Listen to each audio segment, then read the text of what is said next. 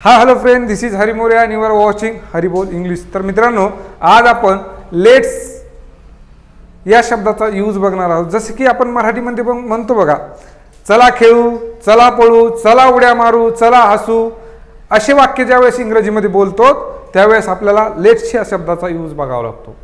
एकदम सोपा यूज आहे मित्रांनो। फॉर्म्युला नंबर 2 आहे, म्हणजे आपल्याकडे 100 फॉर्म्युला आपण शिकवणार आहोत। त्यामध्ये कोणाला जॉईन व्हायचं असेल तर तुम्ही खाली टेलिग्राम लिंक आहे, त्यावर टाइम टेबल टाकलेला आहे, तुम्ही जाऊन बघू शकता। तर बघा मित्रांनो, आता मला म्हणायचं समजा चला खेळू, तर कसं म्हणणार मी, किंवा चला पळू। आपण बऱ्याच मित्रांमध्ये बसल्यानंतर म्हणतो की चला खेळू, चला पळू, चला बघू, अशा प्रकारे आपण वाक्य बोलत असतो। तर बघा,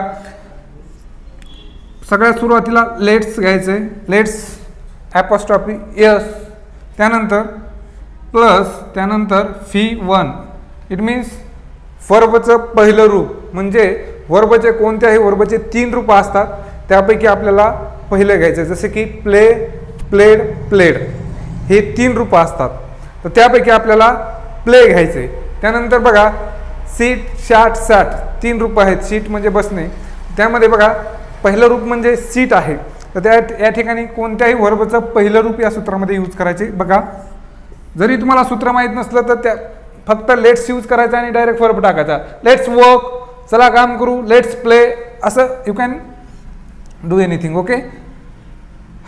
चला चला खेळू, आता हे वाक्य जर का इंग्रजीमध्ये म्हणायचं असेल तर कसं म्हणायचं, चला खेळू। तर बघा, लेट्स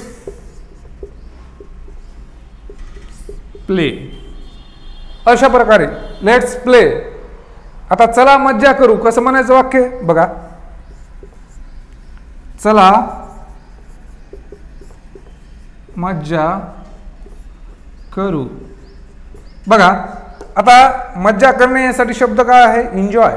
बघा, लेट्स चलासाठी घ्यायचं आपल्याला, लेट्स एन्जॉय। आता चला उडी मारू, तर कसं म्हणायचं, लेट्स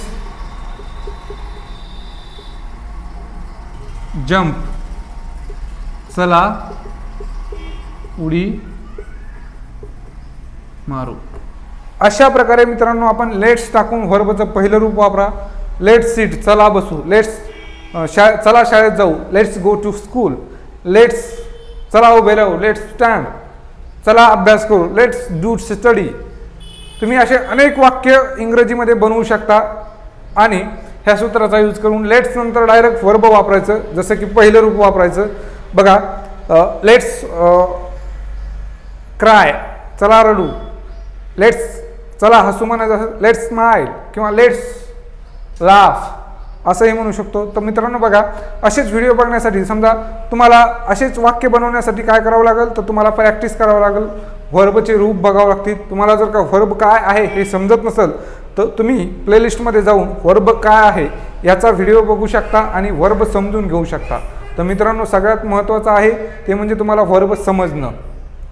तर वर्ब समजण्यासाठी तुम्ही व्हिडिओ बघा, यामध्ये काहीही अडचण असेल तुम्ही असे अनेक व्हिडिओ अनेक सेंटेन्स बनवू शकता।